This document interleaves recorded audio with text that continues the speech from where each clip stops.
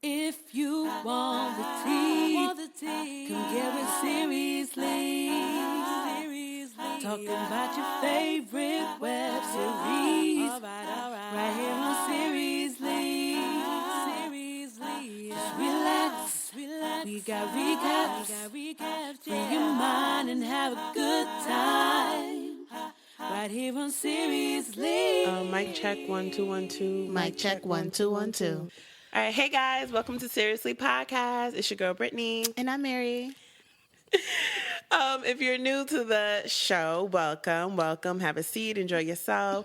If you don't know much about web series, you came to the right place because we're really gonna break it down for you, and highlight the top web series out there and interview creators and actors and all that jazz. We're gonna give you a laugh. Yeah, we'll give you a laugh. Yeah, you're definitely gonna come out of here laughing. Mary, tell them about the episode we're doing today.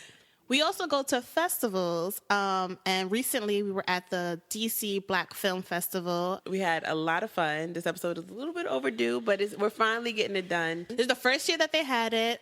This was created by Kevin Sampson, who is also a filmmaker. Yes. So before we tell you guys about our experience at the DC Black Film Festival and talk to you guys about our favorite short films or web series, first listen to our interview with Kevin Sampson on why he started this film festival. Here we go. Hey guys, welcome to Seriously Podcast. I'm Brittany. And I'm Mary.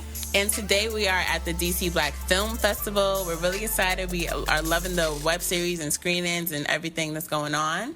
And right now we are sitting with Kevin Sampson, the creator of it. Give it up. Woo. Give it up for him. Yeah. Welcome. Thank you for joining us, Kevin. Thanks for having me. I really appreciate it. As you guys know, I tune into Seriously Podcast. So this is like a dream come true. Oh my God. Okay, so the first question we always ask our guests is, what's the very first web series you've ever watched?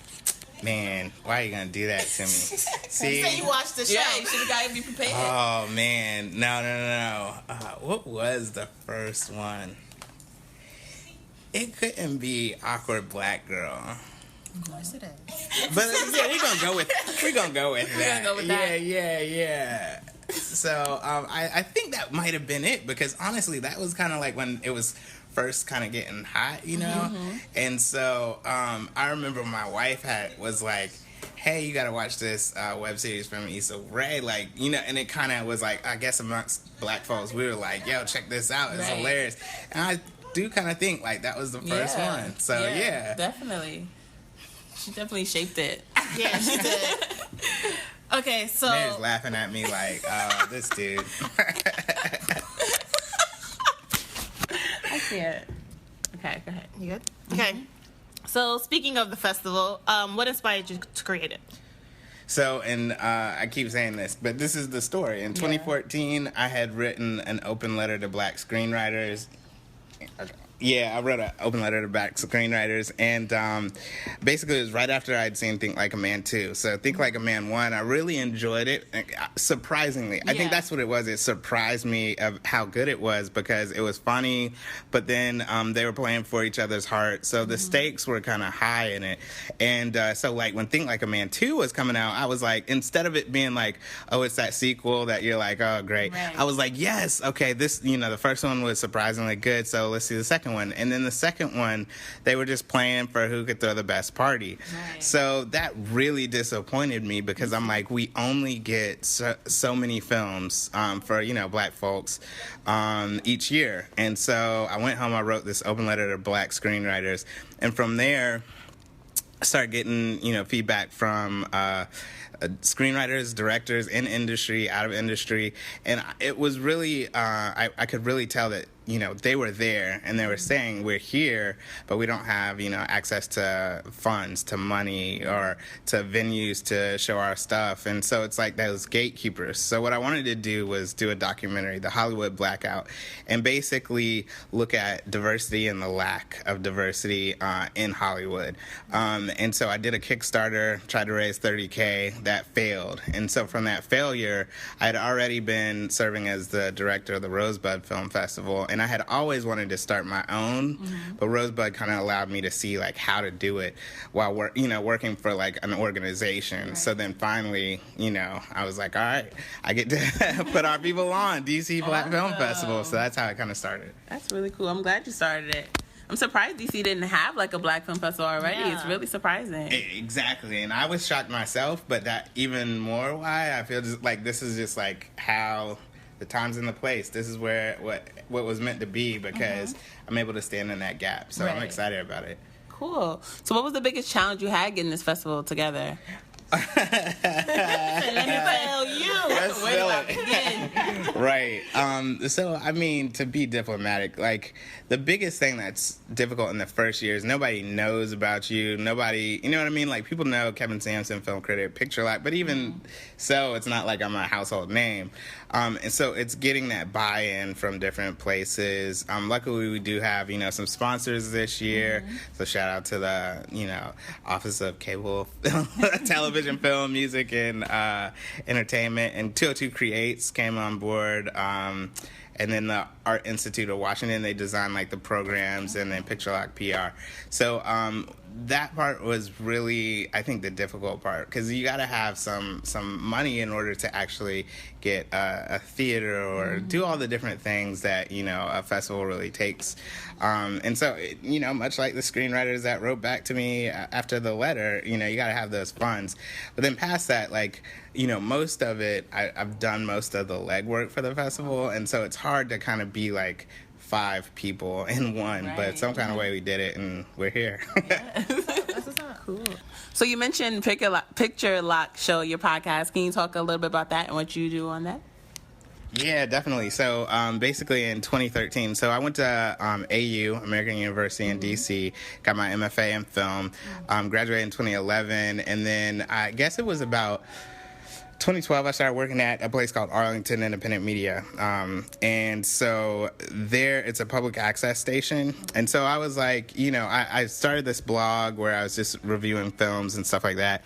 And then from there, since I was at the station, I was like, hey, do you guys have like a film review show? And they were like, no. So I started the show, and it's, you can check youtube.com/PictureLockShow for back episodes. But part of that, like my first episode was always having an indie filmmaker on the show, because I just believe in, as an indie filmmaker myself, like giving that platform.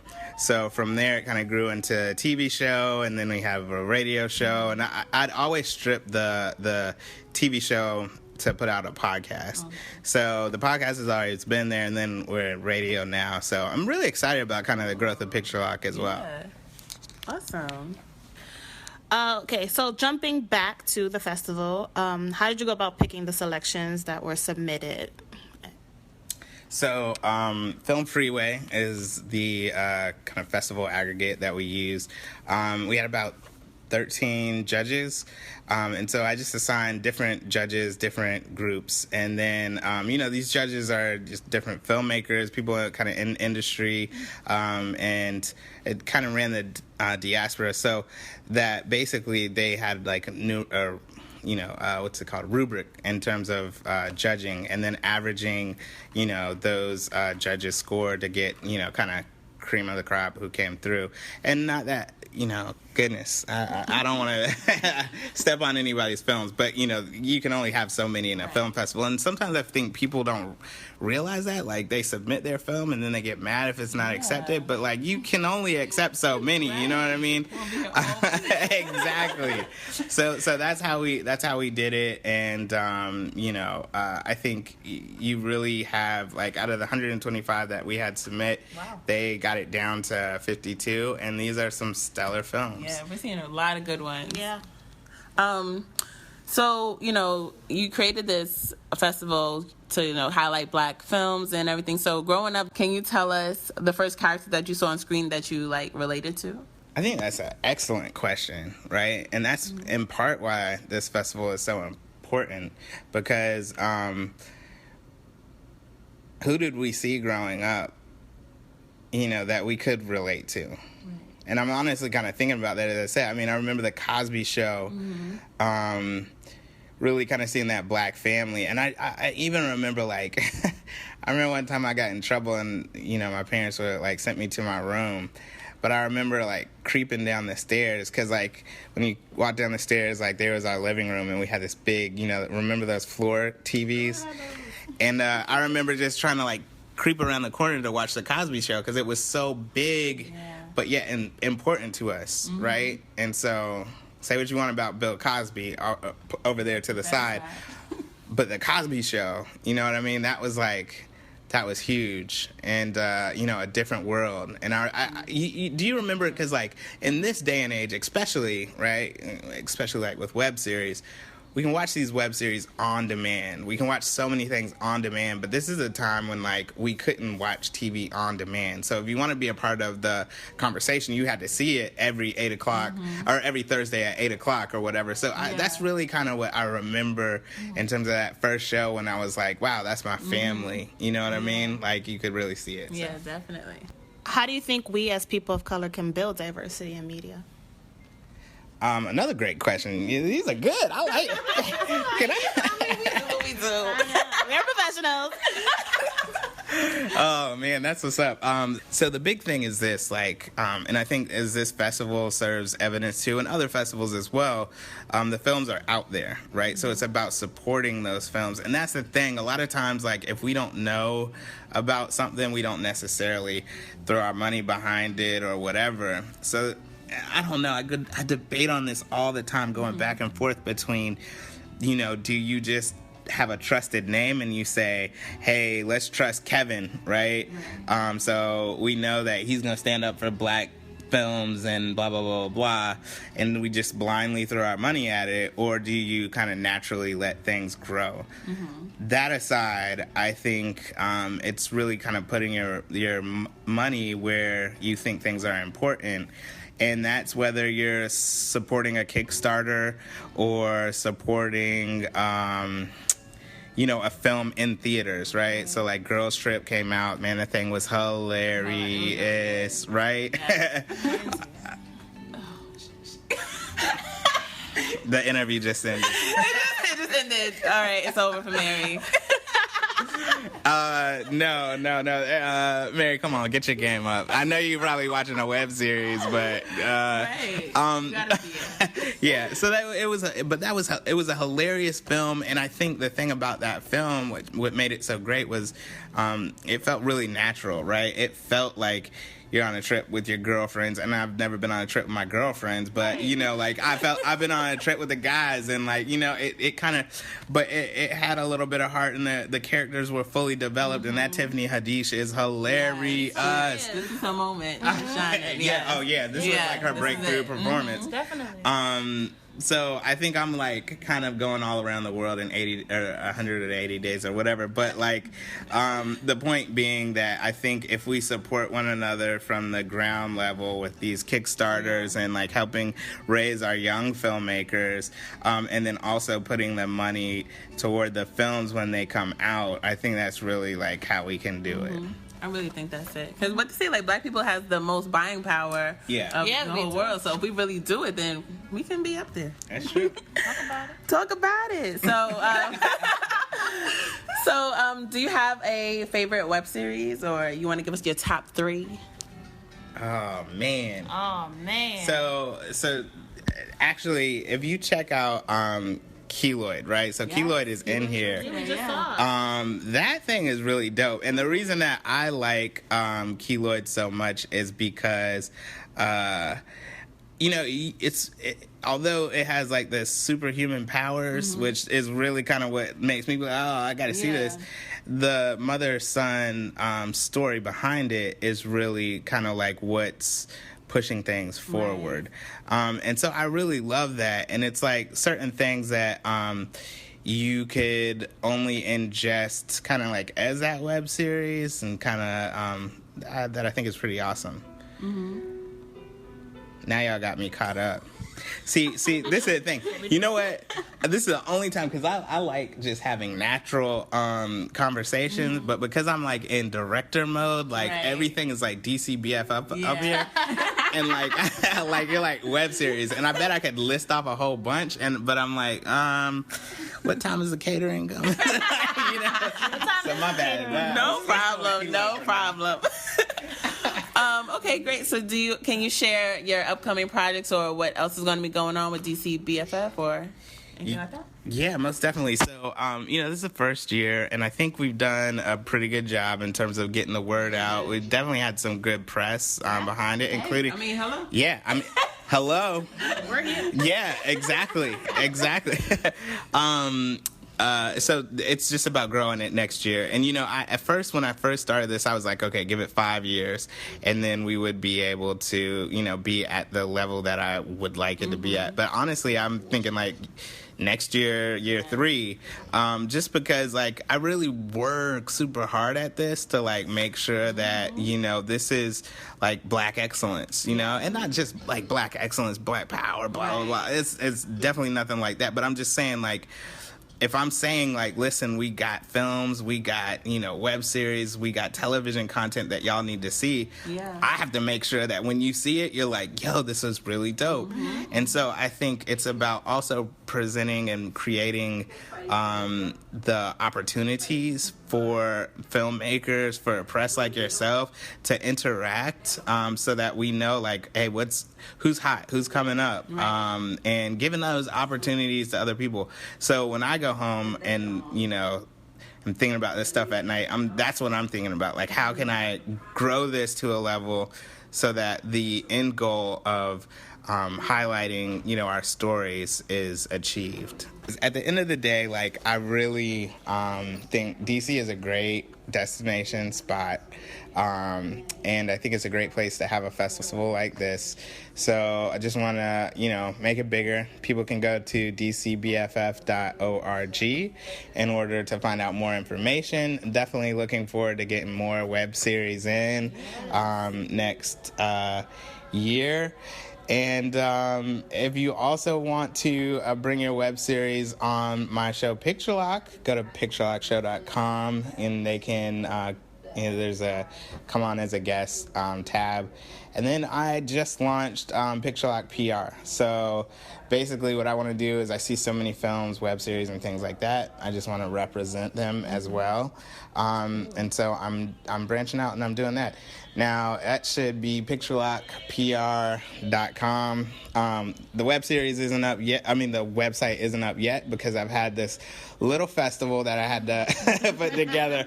But I do already have a client for Picture Lock PR, and so I'm definitely going to be looking for some more. So, yeah, trying to do it. Love it. Thank you so much, Kevin. Yeah. Yes, go ahead. Yo, y'all are crazy. Can I tell y'all, this is like being with... I've been grabbing it the whole time because I want to make sure I deliver for y'all, give y'all some great, entertaining content. But listen, man, hanging with y'all is like hanging with family at the cookout, like... Cookout, trying to tell the people. Potato salad. Who made that potato salad? That's number one. Yeah. The mustard, the mayo. Yes. Like who did it though? First, you have to then ask. pass it. You have to ask. And then gotta be a grandma. Is it the warm kind or the cold kind? You know how like we like it room temp. In my house. Room temp. I would agree with that. If you can put a little chill on that, then cool. But a little bit. But it can't be like fresh out the fridge. No, you gotta let it sit. No. Right. How do we get to potato salad? It's you. You started with the potato salad. I know. He started with the cookout. It's him. Just kidding. It was. It's my fault. Thanks so much for having me on, though. I really appreciate it. Thank you for coming. Thanks for having us here. Yes. Only about. My pleasure.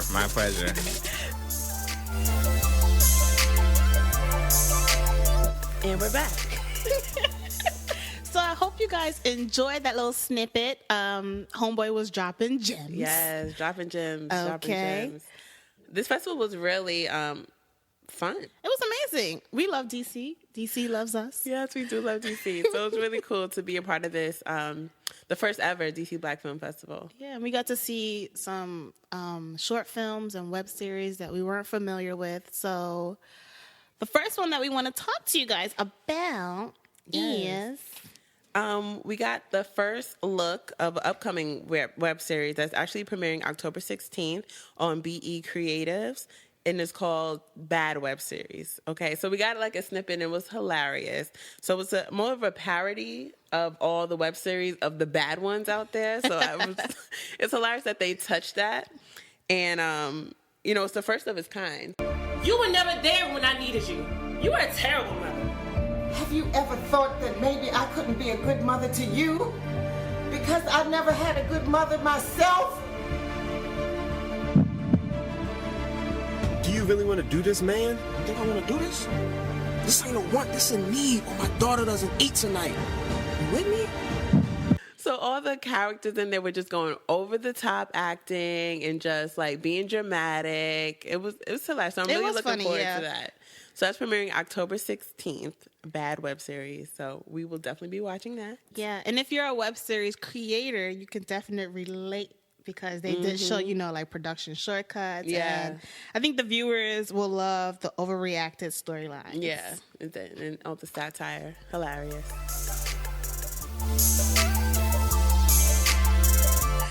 So the next one we saw, I think, was it a short film? It was a documentary. Documentary. It was a documentary called "Am I Too African to Be American or Too American to Be African?" And it was directed and produced by first-time filmmaker Anadia Sasso. So I really, really liked this one. It was really good. She interviewed different women who were born here, like first generation, but their family are from West Africa. Right? Yeah. I think some might have even been born in Africa, but then they came to America. No, I think they all were first Born? generation, yeah. It's just that in their household. When people ask me where I'm from, I say I'm from Sierra Leone. I identify myself as Nigerian. I'm African American. I would consider myself Sierra Leonean African. That whole being too American to be African, too African to be American, it's like a fine line that you have to get your identity together. You got to relate, be able to be a chameleon sometimes and be in both places. If you're from a family that comes from a different country, I think you can relate because in your household, it's like a different country. And then like when you get outside of your house, you're like American. Yeah. But in the house, you are whatever you come from. Right. And I related too because my parents are from Honduras and Belize. So my household is more like Hispanic household. Okay. And it's not so much American. Like I didn't really eat American food until I want to say I was like 10 years old because my sister's best friend is just black. Her family's from like the South. So that was the first time me too. I ate like collard greens or fried chicken. Before that, it was always like rice and beans and like whatever Spanish food my mom made. So, sorry.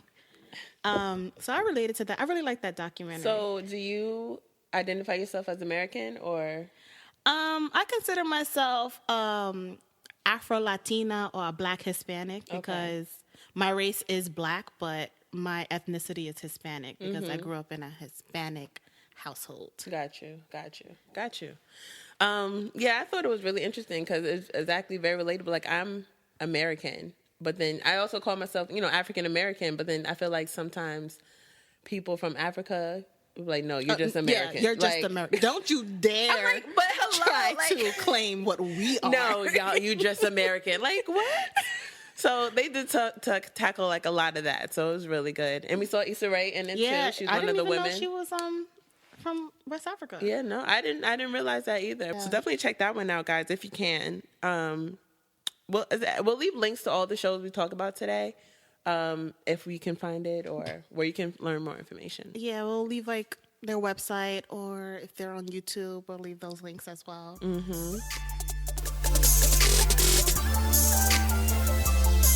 Okay, the next show that we enjoy, it's a short film. It was called Makeup. It was directed by Derek Coleman. So this short film follows this girl named Tracy who's doing a short film for her class. So it's filmed as if it's like a home video type of thing. Yeah. So the assignment was to focus on mundane, like practices of a woman, like what a woman goes through throughout the day. Yeah, so she decided to focus on her roommate makeup. Like she does makeup every day. Don't matter where she going, going to bed, makeup, like everything. And Mama it's like a 30-minute process. Yeah, like she really puts a face on. She beats her face down, baking, highlight, the contour, whole thing. Like she's coming out like she's going to the club every single day. Like, right. YouTube. Exactly. She's a YouTuber. That's what it felt like. So it's kind of like you put in an hour in a day or whatever every day. Like, do you realize, like, I guess not how much time you're wasting, but I don't know. Yeah. So she follows her through all this, and then and she also like asked her like, why do you bother doing this every single day? Why did you start using makeup? I don't really understand the question. Like, why? Why do you spend an hour in front of the mirror every morning? I don't know. Like, I just do it to feel pretty, I guess. So you don't feel pretty without it? No, it's not that. It's just, I don't know, I'm just used to it. And then, like, she's following her throughout the day, and she also sees her with her boyfriend. Mm-hmm. And her boyfriend had a temper. Oh, yeah. A big temper. Like anything will set him off. And she's that girl that like tries to calm her man down every time he's upset, like caters to his every need. Make an excuse for his anger and all that stuff. And the film student, she was always in the cut watching. She was on her Mona Scott, like loving every hip-hop. single moment of that girl's life. She saw everything. Like, girl, this has nothing to do with makeup though. Like, I'ma still get but it. She's still like in the cut, like under sheets. Like, girl, how are you getting these shots? She was dedicated. She's very dedicated to her job. And then we do have should we give it away? I thought that's what we're here for. Okay. Well, and then we find out that her boyfriend is actually abusive. Yes. So the makeup is almost covering all the hurt and all the bruises that this boyfriend's given her. So it was more deeper than just, I just wear makeup to wear makeup or feel pretty or whatever. So, well, that made her feel pretty because she had those bruises all over her face. And just covering up. It's like a mask. You use the makeup as a mask. So that was really deep. So it was about, domestic violence, had a message at the end. Yeah. So I really liked it because that wasn't expected. That's why I liked it so much. The way that he played that angle. Exactly. So definitely look out for that one. That was really good.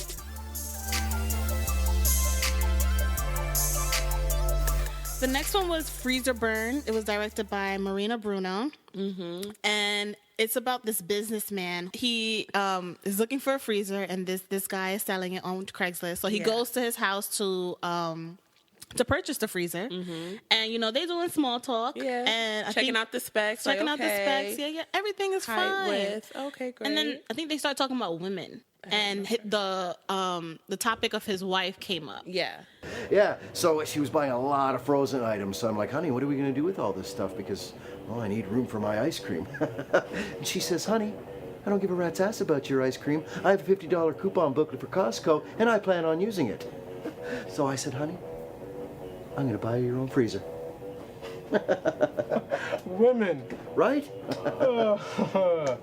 Right. I mean, the guy did seem a little sketchy, though, the way he was talking. Like, so too happy to be selling this freezer. And he was like, it will hold like a lot of weight.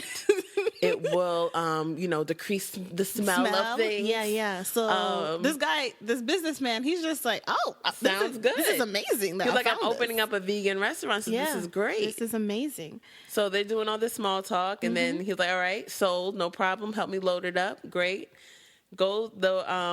The man who sold the freezer goes back in his house with an attitude, and then you see that he's pulling his dead wife. Yeah. He had her in the freezer this entire time. Yeah, so he sold the freezer, took the wife out, the body, I don't even know. It was just so crazy. It was just like, what? But it was really good. Yeah, but did he put the wife in a different, like, refrigerator? Maybe he bought a new freezer, or maybe He's gonna chop her up? I don't know. But it was just weird but funny at the same time. Exactly. It was like, wait, what's happening? And the way it's shot, you wouldn't really think it's this kind of twisted ending. It was just weird. But I liked it. It was really fun. I liked it. The next show that we saw was a web series called GMG Presents Self-Made, and we saw the episode 2, which is called Shout Out to God, directed by Mark Jason Welch. And we actually spoke to him about this episode, but let's briefly talk about what the episode was about. So GMG Presents is a 7-episode reality web series. So it follows a record label, GMG Presents. They're trying to find an artist to join their label. So this episode we saw was kind of like a American Idol type of thing. Yeah, we got to see the auditions. Yeah. Some of those people, they tried. You got to give it to them, though. Yeah. Like, y'all got heart. Y'all got heart. So we did, and some of them were actually really, really good. I think it was down to maybe the bottom 3. Yeah, but it was like a big thing. Like, they had an audience and everything. Yeah, it was deluxe. Okay, like you had to come out ready to perform. They had a good and turnout. Bless too. this audience with something. Yeah, all right? with a little something. Yeah, they had a panel too of people in the industry, giving them legit critique. Like, you can work on this. Don't do that. Right. I like that, but let's try this. Yeah. Really. And it was very much so like American Idol. Like, you had someone who was like the Paula. I think there was a female who was like, I really liked it. Yeah. Didn't want to say nothing mean. Didn't want to say nothing mean. And then you had another one that was the Randy that was like, it was a no for me, dog. Straight up. No. That is true. And I feel like everyone didn't want to be too mean. Yeah, they didn't want to be a Simon. There was no Simon. There was no Simon. Yeah. But it was interesting to see. So I want to see the rest of the episodes of GMG Presents. So let's get into our interview with Mark Jason Welch, the director. Hey guys, we are here with Mark Jason Welch, the director of GMG Presents Self-Made web series that we saw today. So welcome. Thank you for coming on our show today. Thank you for having me. Cool being here. Thank you. Can you tell us how you guys started into filmmaking? I got into filmmaking. Oh, you're going way back. I got into filmmaking. Just enjoyed watching films as a youngster. I was really into films, really into comic books. So now this is a good time for me. But really into film, I really liked Tarantino and the Coen brothers. And then I went to Howard, and then we had a film class that opened me up to a lot of foreign film. Because I'm from Barbados and we didn't really have that there. So I discovered all these independent filmmakers. I was like, okay, wait, yeah, I can do that. So that's it. Cool. And so how did you get started with the GMG project? So I had done a music video with one of their proteges. His name is Born Music. He's also fairly prevalent in the DC area. And I had the guy who's the CEO, like I was doing a scene, and I had like what do you call those lights? It's like a starlight, like a firework. Okay. So I said, hey, come here, hold this. And I had him hold the light, and that's how we met. I had him hold it. He was on the set, and I had him do something, and that's how we met, yeah. So can you talk a little bit about GMG and what it is and what you guys are doing? So that's how we met, holding that light. He then had these artists that he wanted me to do music videos for, right? Because I got into directing music videos and stuff. And then he said, I have this idea. And I was like, okay. So we sat and talked about it. And he's like, we have this web series. And I was like, this sounds cool. I could be into it. So I started following them around, right? So we just started filming. We didn't have a script or anything. We had an idea. They had an idea. And I came on board. I didn't project anything onto it. Okay. So then I just started to follow them around. And we filmed like all these random things, but with no story. So when I got back, I had must have been 150, 200 hours of footage. Oh, wow. So I went through all of that. Oh, my God. And created a story, and that's what you'll see in the web series. Does that answer your question? Yeah. I have a tendency to ramble, sorry. If I'm rambling. And so how many seasons are there? So this is the first season. this is the first season. This is our first season. Okay. Right. Yeah, the episodes we saw today, I liked it a lot because it was kind of like American Idol, like trying to get, making the band too. Yeah, it was really good. Yeah, I was happy that people were into it and that people laughed where they were supposed to, and also found humor in some things that I didn't intend to be funny. But I want it to be light. I want it to be light and cool, and people enjoy it. You know. But at the end of there's a serious theme. The theme is always about just trying to be positive and just pursue your dreams, because I really believe that that's very important. So that's what it's about.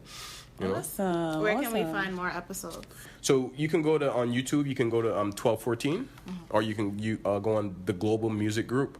Either one of those sites. 1214 is my production company, and then you have GMG, the Global Music Group. That's their YouTube page, and you're going to launch one episode per week, starting this Sunday, which is the 20th of August. Okay. Yeah. Right, look out for it, guys. It's really good. Yeah. Thank you, Jason. Thank you very much. Thanks also, could you share your social media? Sure. Mark Jason Welch on Twitter and Instagram. Facebook, 1214 is the page. You can like and find more information about the series and other stuff that I'm working on, because I'm always working on something. So you can find other stuff I'm working on over there. Yeah. Dope. Cool. Thank you. Thank you for this opportunity. Of course. Yeah. Cool. Sweet.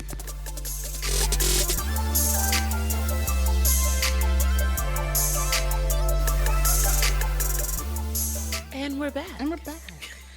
The next web series. Yeah. The next web series that we saw was called Tales from Shaolin. We saw part 1 titled The Shaky Dog.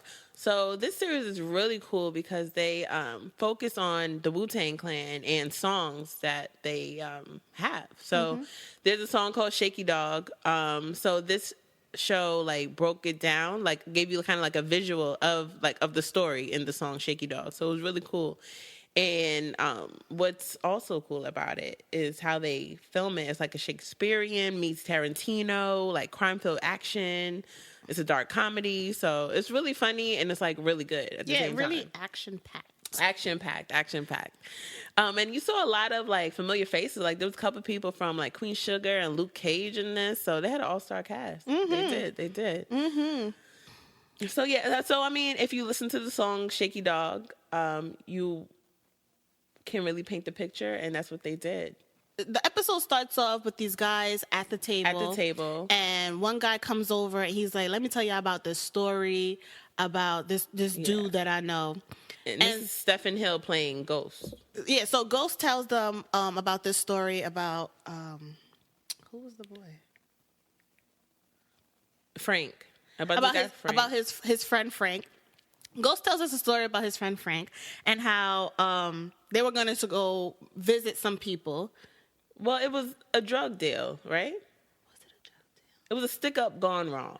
Yeah, so they were going to go stick up some Spanish people, right? Dominicans? Sure. Let's go with Dominicans. Maybe Puerto Ricans. So they go visit him, and Frank, he seems like the quiet kid, like don't want no problems, right? So Ghost He's is not trying really to about this life. toughen him up. He's like, toughen up or whatever. Yes. Right? Yeah. Okay. He was kind of like putting him under his shadow. Like, this is kind of like probably his first time doing something like this. So, but he was just really eager and just doing kung fu. And it's like, no, this is not that. That's not what we're doing here. We actually have guns. Like, we're not fighting. They bust up into the joint, and it just. I mean, at first you thought they got it, like they were shooting at people, but then the wife of the one of the drug lords, she put them in their place. She started beating them up. So it was like, yes, girl power, yes. But then Frank fought her. It was like, nah, But I think she still ended up beating him up. But in the end, it was a really good series. I'm looking forward to more. Like, if you're a fan of Wu-Tang, if you're a fan of like anthologies, not really, kind of anthology series. I think every episode will be different song. So you'll definitely be a fan of this. So look out for that.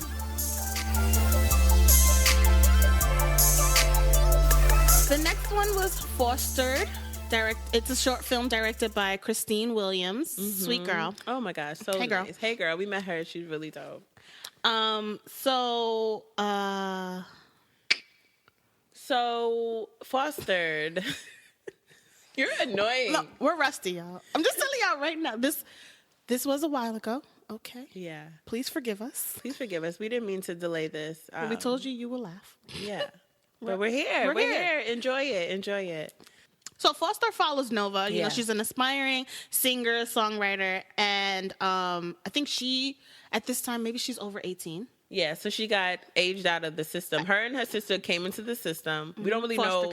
Foster care system. We don't really know, like, what happened to her parents or whatever, how they got there. But they were in the system, and Nova got aged out, so she had to leave. She had to bounce. They said, bye, girl. They said, but your sister stays here. Yeah, you can't take her. Yeah, she's going to be with us. But baby sis don't want to stay with the foster family. No. Right? Because they're abusing her. They're abusive, yes. So baby sis was staying with Nova. And then on the low.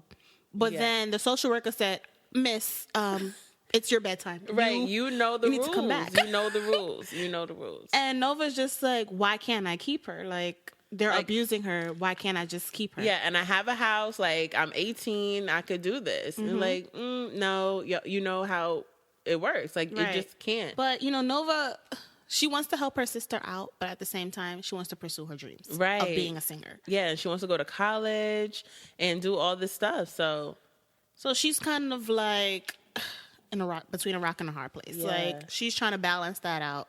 So we get to see how she handles that. We don't want to give too much away. Yeah, so, I mean, it's really interesting because it focuses on what happens to siblings who enter the foster care system together, like what happens when one leaves, and how do you really cope with circumstances beyond your control? Like, you can't do anything. Yeah, I mean, I'm so sad. It is, but definitely look out for that one. I think this was the first film festival that it was entered in, so that was really exciting. Yeah. So that's called Fostered. Christine did an amazing job.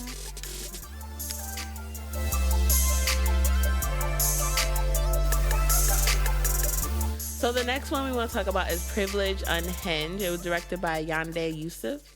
I really like this one. It followed this girl, Shani, who, familiar face from Tough Love, Natalie Jacobs. Hey girl. Hey girl. So, you know, she's a young black woman in corporate white America. Talk about it. And she's really trying to excel in her career. Like, she wants to go to the next step, and she's actually up for a promotion. She's surprised because she thought it was going to go to her other white coworkers. She didn't see it coming that she was going to get it. So she gets a promotion, and her boss instantly wants her to, like, step right into it. Like, you know, try to handle situations on your own. Yeah, and in this office, there are a couple of people who just be getting away with shit. They do whatever the hell they want, and the boss never wants to be the one to step up and, like, reprimand these people. So he expects Shani to just go and do what she got to do. Right. But I don't know. I feel like Shani was confused. Like, should I step in or should I let our boss step in? Like, she didn't know which way to take. So she decides, first of all, her other black coworker was like, girl, you better mind your business. Yeah. Do your work and mind your business. That's not, you know, your position. Because they hadn't given her the position yet. Yeah, it was on the low. Yeah. So, and then the two white coworkers end up fighting and acting crazy, throwing papers or something like that. And a mess. A hot acting mess. crazy. So Shani was like, you know what? I'm going to handle this. I'm going to handle it. I think she told one of them to go home for the... No, he like, I'm going to go home for the day. Like, she kind of handled it. And the next thing you know, her boss was like, we need to meet. That was unacceptable, what you did. Like, something crazy like that. Yeah. Which is like, what do you want me to do? Like, like, you can't win. You can't win for losing. And I think the guy ended up getting a promotion. Yeah. He got the job. Yes. I was like, wait, what? What? So that was really interesting short film, and it was relatable because if you work in corporate America, you don't know where you fit in, where authority lies, I guess. I don't know. So that was cool. Privilege Unhinged. Privilege Unhinged.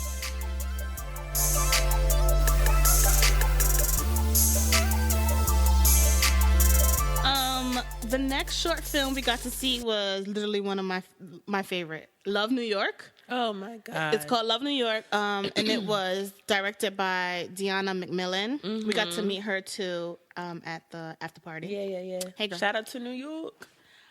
So this follows Carmen, the main character is Carmen. She's a struggling New York actress, and she's on her way to an important audition. The first place she stops at is like a little coffee shop, and she orders, I think she orders a small coffee with like almond milk. Yeah. Like non-fat not cow's almond milk at all. Yeah, maybe. But Skim, then the person behind her orders with milk. Yeah, maybe like whole milk. But I think he was like a cute guy.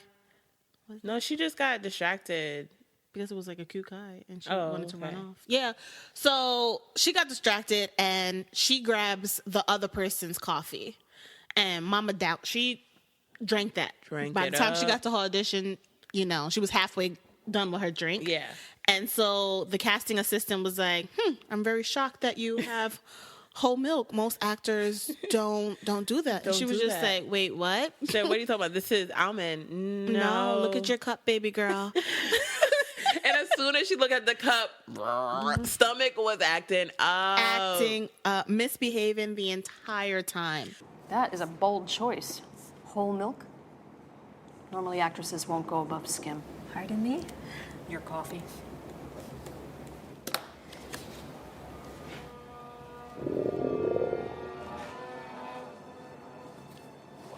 We're gonna call you in at 7. Okay. Should you need the restroom, it's to the left. The minute she gets to the bathroom, you know, there's a line. Yeah. There's people in all the stalls. Yeah. And then they ended up calling her But to go then audition. she was questioning. She was about to go into the sink. Yeah, she It was that real. It was that real. She seriously was about to go do a poop in the sink. Somebody walked in like, girl, what is you doing? What is you doing? What You is really doing, trying it baby? right now. So then they ended up calling her to her audition. And she did an amazing job. But the entire farting. time, she was like farting, and the Stinking casting up the place. assistant was actually in the audition with her, and I think she was in the bathroom too. Yeah. So she was like trying to tell the director, like, watch out for that one. Yeah.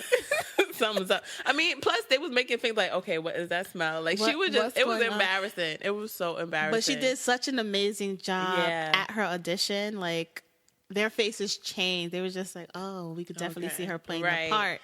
But then, I'm not sure if she pooped her pants or she just let a really, really bad fart go.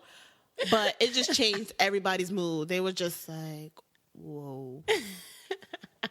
Whoa. But I think she ended up getting the part. Yeah, but she went to the bathroom finally. Yeah, she probably did.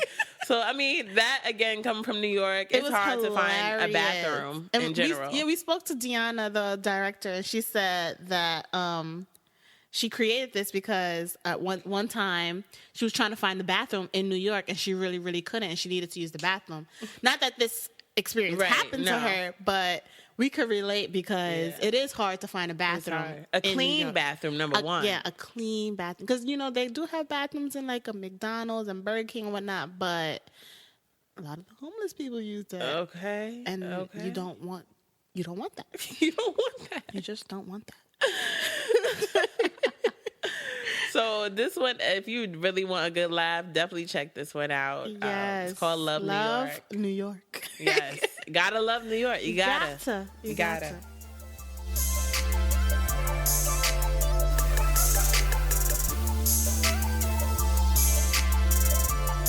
The next one we want to get into is Garnish. We saw episode 14 titled The Glow In Theory. This was directed and created by Antonio Hernandez, who we actually got to speak with. So a little bit about this episode. The Glow In Theory is like a bi-monthly concert and dance party that features like performances and DJs of women of color. So it's really cool. It's like an art and music, scene in the area. I believe it's only in DC. Mm-hmm. So this episode featured like interviews and like performance footage of the very first ever Glow In Theory at Black Cat. So it was really cool. We got to see a lot of women DJs and performers, and they talked about their creators in general. Talk about their experiences and their struggles, if anything like that. So it was really cool. Mm-hmm. They were out there doing their thing. They talked about, how hard it is as a woman to be recognized on the same level as like males, their male counterparts. But they still doing it out here. Still doing it and doing their thing. Not gonna stop them because they got a vagina. Oh, okay, yeah, you're not. So let's get into our interview with Antonio Hernandez. Stay tuned. Keep it locked. Hey guys, we're here with Antonio Hernandez, the creator of Garnish, a web series that we saw today. Thank you for coming on our show. Hey, thanks for having me. Okay, so tell us about Garnish and what sparked the idea. Garnish is a short documentary / web series that focuses on culture, causes, and creatives in and around DC and Baltimore. So I was really influenced by True Life, which is the MTV documentary series that focuses on just regular people in their life. So it was a combination of kind of MTV's True Life with also kind of what they did with their diary and how they focus on artists. So I kind of combined the two. So I was really influenced by watching a lot of MTV, watching a lot of BET when I grew up. Yeah, definitely get that vibe from the show. I like that. So how did you get started in filmmaking? What's your background? I didn't study film, but I took a photography class a few years ago when I was studying abroad in Costa Rica. I took it because as part of one of the stipulations or one of the benefits of taking that class was an extra field trip. So before that, I'd never really liked taking photos or videos or anything. But then that's when I started really getting into it. And then when I was at Towson, I didn't study film, but I studied international studies, and I took a lot of anthropology classes. So I took a class called Visual Anthropology, and we had to do a film. So that class didn't really teach us any mechanics or anything about filmmaking, but it told us how to kind of gave us the room to explore how to tell a story and how to place it in a context. Okay. So I did a film project there, and I did a couple more, and I didn't really do too much. And then I've been really just itching to do something, so I started Garnish. It was originally supposed to be a zine. Okay. So I did a whole mock-up, and then I realized that I've never printed anything, but I know how to do video, so... Right. The idea that I had for Garnish for the zine basically just became the idea for the web series. So it became an extension of the blog. So I have a blog where I do interviews, and the first one was 3 minutes. They originally just gradually got longer, a little bit more in depth. And I didn't really expect it to be a thing that I would be still doing. I just it was something I did. I did it on my lunch breaks at work, and everything like that. And then I think people started kind of gravitating toward it, and I was interviewing, going to shows, interviewing people that for a lot of times it was their first time being interviewed. Right. So kind of just highlighting people that weren't getting highlighted as much as I think they should have. So today we screened episode 14, right? So showcase women DJs and rappers and stuff. What else can we expect for the rest of the series? So there's a couple more episodes. So the next episode is premiering in Baltimore next month. So that's about an event series called Loop Trains. A friend of mine, DJ Chill Natured, she does an event where she focuses on LGBTQ DJs. So that's the next episode, screening September. For October, there's going to be a longer episode, about probably 20 minutes or so, focused on Blush and Bruise. So all year I've been documenting this event a friend of mine, Jacob Marley, throws in Baltimore, and it's an event that focuses on femininity. So it's not strictly women artists that perform. I've actually performed on it too, so I DJ one of them. But it focuses on feminine energy and artists that that love women. So I've been documenting that since January, and I'll be probably finishing that up this month. Oh, that's really cool. Cool. So what's been the biggest struggle so far? The biggest struggle is that I'm still doing this without any private or public funding. So I haven't yet been successful in getting grants or anything like that. So I would say that's the biggest struggle. And then, of course, I think, marketing and all that part. But I think in addition to that, I guess I'm kind of cheating the answer. But in addition to that, it's there are a lot of gatekeepers, people in the press. So that kind of goes into everything with the PR, but trying to reach people who write for local paper or local blog and trying to get their attention. And I find that for the most part is really creators and gatekeepers of color like Kevin. who really will say, like, they see what I'm doing, they see the benefit and the value in it, where otherwise you probably won't unless you have a connection. And that's something that happens. I've experienced over this since college. You know, if it's someone that's not of color, that has some availability with contacts or something, you need it in. But Kevin was just like, I met him a couple years ago. Okay. So, you know, he was my first radio interview. Right. So you'll definitely get more support from people who either look like you or have had some of the experiences that you do. Cool. Can you also share where people can learn more about the show and where people can follow you? Yeah, so there's a web page for Garnish. It's just watchgarnish.com. You can see all the episodes I put up last year. Everything I'm doing this year is offline, so I can just keep showing those at events. And then you can just follow me on Twitter, electric_llama, on Instagram, electric llama, and on Facebook, electric llama. And that's where I post everything too. Where did that name come from, electric llama? So my family's from Peru.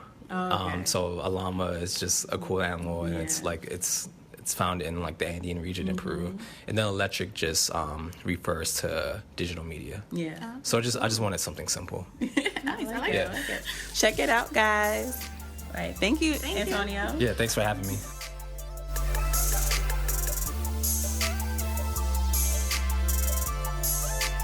So the next short film we got to see was called First Stone, and it's directed by Kai-san Rao. So this one here, definitely one of my favorites. Had us like cracking up, even though it's not really. No, it's not a comedy. It's not a comedy, but we're just a mess. We're cracking up in a good way. Yeah. But all right, go ahead. This is what I mean by we find comedy in everything. Yeah. We're gonna give y'all a laugh. So in this short film, this young woman, I forgot the name of the character. Sorry, y'all. But the main character, she comes home from jail. Okay. And in her household is her sick mother. Yeah. Her younger sister and her best friend, who is like another brother. Yeah. And he lives in and the house too. And the stepdad, but the stepdad lives in a trailer in the driveway. So confusing. Stay with us, y'all. So confusing. So her best friend had picked her up from jail. You know, they came home. She went straight to her mom. Her mom, I think, is dying from cancer. Yeah. So, you know, she's by her mom's bed talking to her, saying, you know, I got the family. You know, I got her from here. I'm going to step in. I know I've been missing. She ain't lying. She tried to step in and take over. Yeah. Okay? Yeah.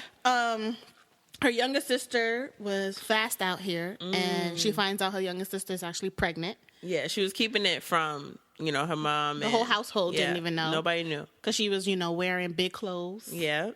And, again, the stepfather lives in a trailer. But he's not like from what I see, he wasn't a bad guy, but I think the character that just came out of jail, she just doesn't like him. Yeah, she not feeling him. She just, I don't know why you're here.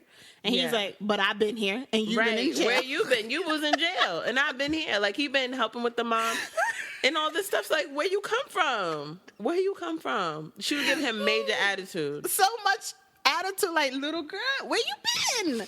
How dare you? How dare you? I've been holding down the fort while you was locked up. Yeah. So the younger sister, turns out she's pregnant by the best friend who lives supposed to be with a her. brother. You're supposed to be watching her, but not watching her like that, okay? You got the wrong message. When I told you look out after my sister, I did not say knock her up. That's not what I said. That's not what I meant. I said hold it down. That's not hold her down. Like, come on. That's not what I said. It's not supposed to be funny. What the hell's wrong? I know, we're crazy. But really good storyline. Yeah. Drama filled. So once she found out that the brother, the quote unquote best friend brother, did it, you know, she kicked him out. You know, she beat him up a little bit. Said, get out my house. Don't ever come out around these parts again.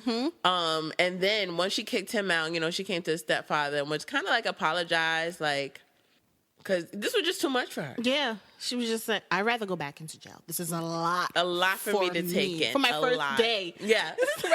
is a lot. Right? This is a lot for me to take in. So she kind of like welcomed him back into the house. Yeah, like we're gonna work on this together. Because I feel like also like since he's out and he don't know what's happening in the house because you got me out here in the trailer because you won't allow me into the house. Yeah, that's why he was in the trailer, because even though she was in jail, she made the rule that he couldn't live inside the house. Yeah.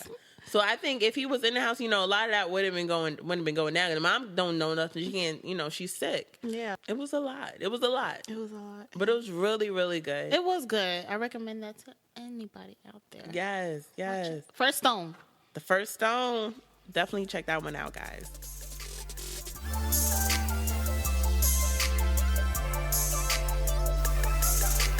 So Anacostia is a web series directed by Anthony Anderson and Martha. Anthony Anderson? Not that Anthony Anderson. Not that Anthony Anderson. It's another Anthony Anderson out here, but very talented. Okay, he actually plays the main character Sean. Oh, really? In this series, yeah. So Anacostia is a series that follows the lives of the residents of Anacostia, which is a small city in DC. So, it covers everything from love, betrayal, deception, sex, murder. So it's really like a soap opera. It's a lot of drama. Yeah. In this episode, the main character, I believe Sean, was sexually assaulted by a masked assailant. Mass assailant. And he just feels victimized by detectives, and it was a whole lot of drama that I just really can't wait to binge watch the whole season. There's a lot of like political corruption too, because there was like a madam who knew a senator or something like that, and she went up to him and was like, find out information about I think that was her cousin. Right. She was like, find out information about who did this to my cousin. And he was just like, I can't be doing that right now. Yeah. We're in the middle of I think he said we're like in the middle of an election and I can't be, doing things that, can cost me too much attention, like bad attention. But she was just like, I don't care. I got information on you and, other people in politics. So like she was like blackmailing him to get information on who had attacked Sean. Yeah. Woo. I mean, I feel like this whole series will have you at the edge of your seat. Like, what happens next? What's going on? This episode in particular was just a lot. But it was good. Yeah, it was good. I was just like, what's happening? Right. You want to know more. So definitely check Anacostia out.